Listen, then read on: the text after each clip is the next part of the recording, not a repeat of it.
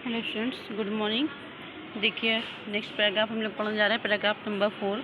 ठीक है, paragraph number 4 से पहले जो हम लोग ने 3 पैराग्राफ पढ़े थे उसके बारे में एक शॉर्ट ट्रिक में रिपीट कर रहे हैं। ठीक है, देखिए 3 पैराग्राफ में हम लोग ने स्टार्टिंग क्या पढ़ा था कि जो नरेटर है यानी जो राइटर है उसका जो मतलब कज़िन था यानी चचेरा भाई मुराद, वो कहते कहीं से कोई घोड़ा चुरा के लाए थे और राइटर को यानी नरेटर को ऑफ़र करता है उस पर घुड़सवारी करने के लिए। ठीक है, चलिए अब उसके आगे देखते हैं। लिखा हुआ है consequently even so I could see the horse so magnificent. Constantly मतलब प्रमाणिक रूप से राइटर कह रहा है कि प्रमाणिक रूप से मैं उस घोड़े को देख सकता था। सो मैग्निफिशियंट मतलब कहता है शानदार या भव्य, कि मतलब ये घोड़ा क्या था, मतलब बहुत ज़्यादा शानदार या भव्य था। Even through I could smell it, यहाँ तक कि मैं इसकी सुगंध को भी महसूस कर सकता था। सो लवली, कितनी प्यारी थी, इसकी सुगंध क्या थी, बहुत ही ज़्यादा प्यारी थी। Even thought I could hear it breathing, यहाँ तक कि मैं इसकी सांसों को भी महसूस कर सकता था। सो एक्साइटिंग मतलब रोमांचकारी। ठीक है, कहते बहुत ज़्यादा रोचक थी, कि मतलब यहाँ तक कि मैं इसकी सुगंध महसूस कर सकता था कि जो कि बहुत ज़्यादा प्यारी थी। मैं इसकी सांसों को महसूस कर सकता था जो कि क्या थी, बहुत ज़्यादा रोमांचक थी। I couldn't believe the horse had anything to do with my cousin Murad और विद मी और with any of the other member of the family. I couldn't believe मतलब मैं इस बात पर विश्वास नहीं कर सकता था या मैंने इस बात पर विश्वास नहीं कर सका that the horse had anything to do with my cousin Murad, कि मतलब जो घोड़ा है उसका संबंध मेरे जो चचेरे भाई मुराद है उसके साथ और विद मी या मेरे साथ और with any of the other member of our family या हमारे परिवार के किसी दूसरे सदस्य के साथ इसका क्या है, कोई भी संबंध है। एस्लीप और अवेक, एस्लीप मतलब सोते हुए, अवेक मतलब जागते हुए, मतलब सोते हुए या जागते हुए भी मैं इस बात पर विश्वास नहीं कर सका या मैं इस बात पर विश्वास नहीं कर सकता था कि ये जो घोड़ा है, जो ब्यूटीफुल वाइट हॉर्स है, ये क्या है कि इसका संबंध मेरे साथ या जो मतलब मेरा कज़िन है मुराद उसके साथ या हमारे चचेरे हमारे फैमिली मेम्बर्स में से किसी भी पर्सन के साथ इस घोड़े का कोई भी संबंध है। Because I knew my cousin Murad couldn't, because मतलब क्योंकि, आई न्यू मतलब मैं जानता था, जो हमारा कज़िन है Murad couldn't have brought the horse, कि मतलब हमारा जो कज़िन है, मतलब मैं इस बात को कम्प्लीटली या क्लियरली जानता था कि जो मेरा चचेरा भाई मुराद है वो क्या है कि कभी भी इस घोड़े को अफोर्ड नहीं कर सकते। यानी कि हमारी जो फैमिली थी वो बहुत ज़्यादा गरीब थी, मतलब पुअर थे हम लोग, कि हम लोग इस घोड़े को अफोर्ड करें या किसी भी घोड़े खरीदे तो हम लोग इस तरह से मतलब अफोर्ड नहीं कर सकते थे। तो इसलिए मैं ये मानता था या मैं इस बात पर बिल्कुल भी विश्वास नहीं कर पा रहा था कि जो मेरा चचेरा भाई है मुराद उसने इस घोड़े को ख़रीदा होगा। And if he couldn't have brought it, और अगर इसने इस घोड़े को नहीं खरीदा है, he must have stolen it, तो ये क्या है, कन्फर्म में किसने इस घोड़े को कहीं ना कहीं से चुराया होगा। And I refuse to believe, और मैं इस बात पर विश्वास करने के लिए मतलब बिल्कुल भी एग्री नहीं हो रहा था कि ही हैड स्टोलन, किसने इस घोड़े को चुराया होगा। मतलब यहाँ पे राइटर क्या कह रहा है कि मतलब मुझे मालूम था कि हमारी फैमिली क्या थी, बहुत ज़्यादा गरीब थी, और इस तरह से मुराद के पास घोड़े का होना क्या है, मतलब मुझे बहुत ज़्यादा आश्चर्यचकित कर रहा था। मैं ये सोच रहा था कि मतलब इस घोड़े का संबंध ना तो मेरे साथ है, ना तो मुराद के साथ है, ना ही हमारे परिवार के किसी भी सदस्य के साथ है। फिर इसके पास ये घोड़ा कहाँ से आ गया, क्योंकि हम लोग तो इतने गरीब थे, हम लोग इस घोड़े को अफोर्ड नहीं कर सकते थे। लेकिन इसके बावजूद भी क्या है कि जब ऐसी कंडीशन आई, ऐसी सिचुएशन हुई, तो क्या हुआ, मुझे इस बात पर बिलीव करना पड़ा कि शायद मुराद ने घोड़े को चुराया होगा। ठीक है, लेकिन राइटर ये भी कह रहा है कि मतलब वो चुरा भी नहीं सकते, क्योंकि हमारी जो फैमिली थी वो क्या थी, बहुत ज़्यादा मतलब रिस्पेक्टेबल थी। लिखा हुआ आगे कि no member of Garoghlanian family could be a thief, कि मतलब गरुगेलियन परिवार के कोई भी सदस्य या चोर नहीं हो सकता है। तो इसलिए मुझे इस बात पर बिल्कुल भी बिलीव नहीं हो रहा था।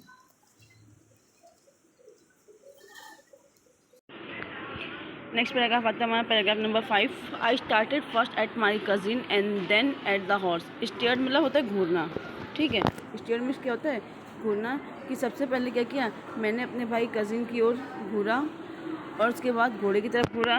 There was a poise stillness and humour in each of them which on the one hand delighted me and on the other frightened me. ठीक है, तो राइटर यहाँ पे क्या कह रहा है कि मतलब पहले तो मैंने अपने भाई की ओर घूरा, उसके बाद फिर घोड़े की ओर देखा, और उन दोनों में क्या थी, एक पवित्र शांति और उपहास थी। स्टिलनेस यानी कि शांति और ह्यूमर यानी कि उपहास था, जिसने क्या कि each of them which one hand delighted मतलब आनंदित करना, and on the other frightened me, और दूसरी ओर मुझे भयभीत कर दिया। यानी कि उन दोनों के बीच क्या था, एक तरह की शांति और उपहास मौजूद था, जिसने क्या किया, एक तरफ तो मुझे बहुत ज़्यादा खुश कर दिया कि मतलब मैं घोड़े को देखकर बहुत ज़्यादा खुश हो गया, मैं उस पर ट्रैवल करूँगा, इस तरह की मतलब मैंने इन्जॉयमेंट फ़ील किया। लेकिन दूसरी तरफ क्या हुआ कि मैं इस बात से डर गया कि कहीं ना कहीं क्या है, मुराद ने शायद इस घोड़े को चुराया है। मुराद, आई सेड, मैंने उससे पूछा, Murad, where did you steal this horse, तुमने इस घोड़े को कहाँ से चुराया है।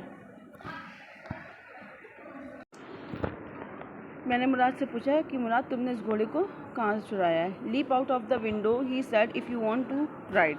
उसने मुझसे क्या कहा कि मतलब मैंने खिड़की से बाहर की ओर देखते हुए उससे पूछा कि तुमने इस घोड़े को कहाँ चुराया है।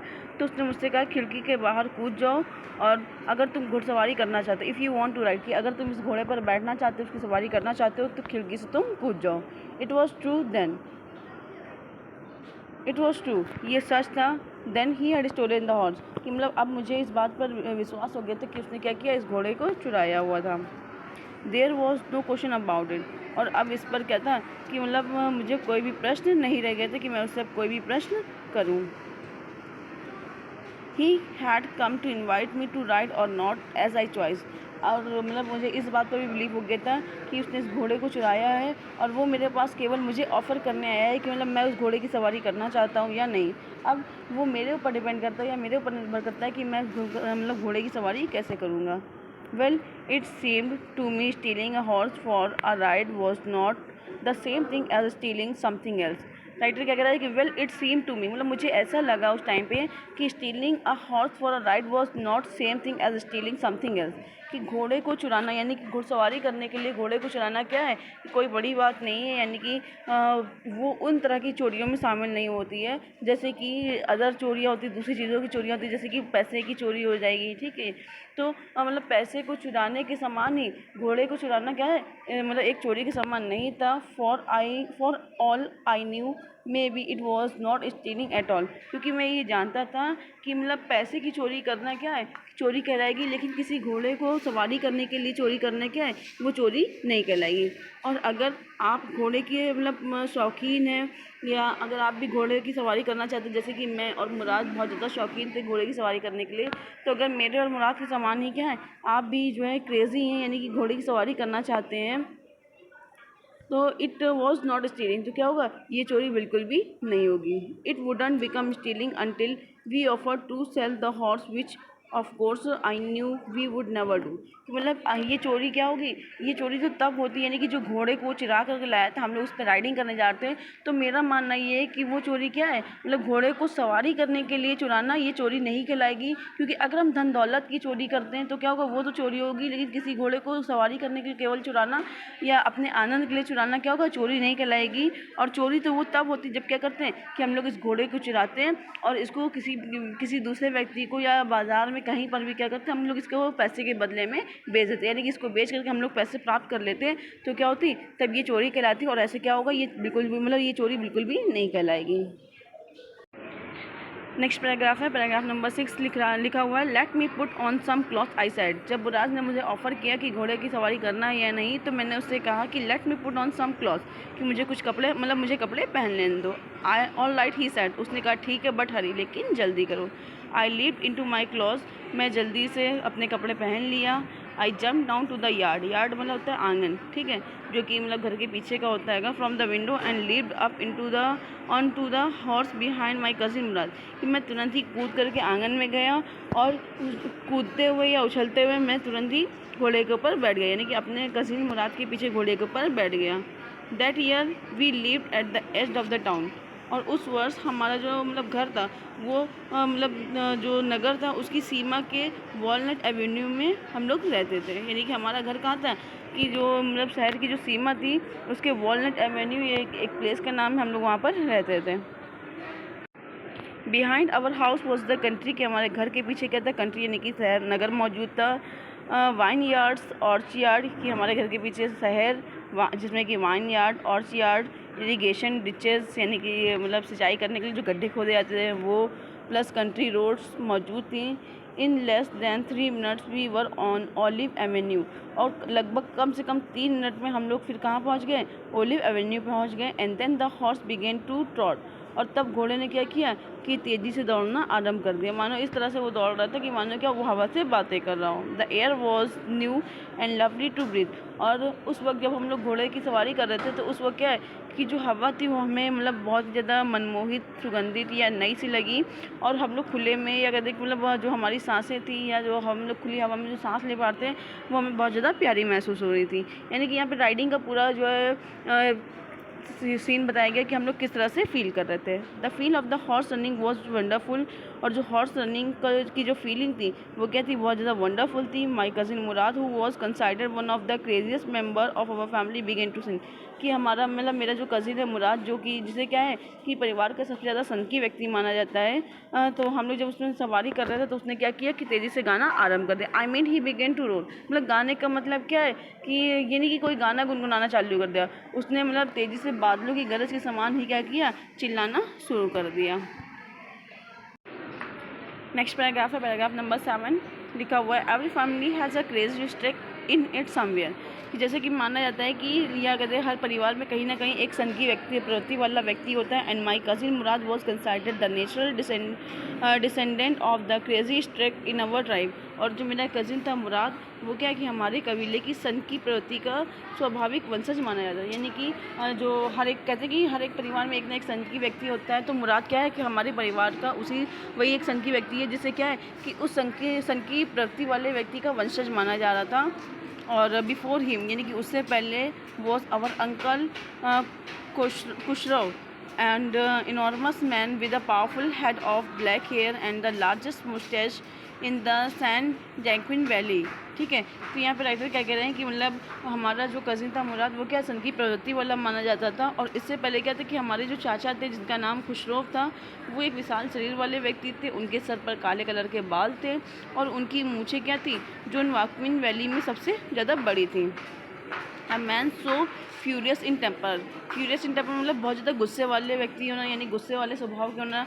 इरिटेबल यानी कि बहुत ज़्यादा चिड़चिड़े स्वभाव का होना। सो इम्पेशेंट बहुत ही अधीर होना। That he stop even from talking by rolling. यानी कि वो इतने ज़्यादा अधीर व्यक्ति थे, इतने ज़्यादा गुस्से वाले व्यक्ति थे, ये इतने ज़्यादा चिड़चिड़े स्वभाव के थे कि अगर कोई भी व्यक्ति उनके सामने बात करता था या कुछ कहता था उनसे, तो क्या करते, वो चिल्ला करके या गुर्रा करके उसकी बात को बंद करवा देते या उसको खामोश करवा देते थे। इट इज़ नो हार्म, पे टू अटेंशन टू इट। ठीक है, और मतलब वो किसी भी बात वो इस तरह से चिल्ला करके कह देते थे कि कोई बात नहीं है, इस पर ध्यान मत दो। मतलब चिल्ला कर कोई व्यक्ति को उनसे कुछ बात कह रहा होता था तो चिल्ला करके वो खाली चिल्ला के सिर्फ इतना कहते थे कि कोई बात नहीं, इस पर बिल्कुल भी ध्यान मत दो। और ऐसे करके वो क्या करते थे, चिल्लाते हुए सामने वाले व्यक्ति को खामोश करा देते थे। that was all, no matter what anybody happened to be talking about। और वो ये बिल्कुल भी मतलब वो यही कहते थे कि सामने वाला कुछ भी कह रहा हो, ठीक है, मतलब वो उस बात पर कोई भी ध्यान नहीं देते थे या कहते वो यही कहते थे कि चाहे सामने वाला कुछ भी कह रहा हो। Once it was his own son Arak running 8 blocks to the barber shop where his father was having his mustache trimmed to tell him their house was on fire। कि एक बार उनका जो बेटा जिसका नाम अरक था, 8 साल का था, वो मतलब वो क्या है कि दौड़ते हुए बार्बर की शॉप के पास आता है जहाँ पर उसके मतलब पिताजी क्या है कि मुझे कटवा रहे थे। तो अपने पिताजी के पास दौड़ते हुए आता है उन्हें ये बताने के लिए कि घर क्या है जल गया, मतलब आग में क्या है घर जल गया, ये कहते घर में आग लग गई है।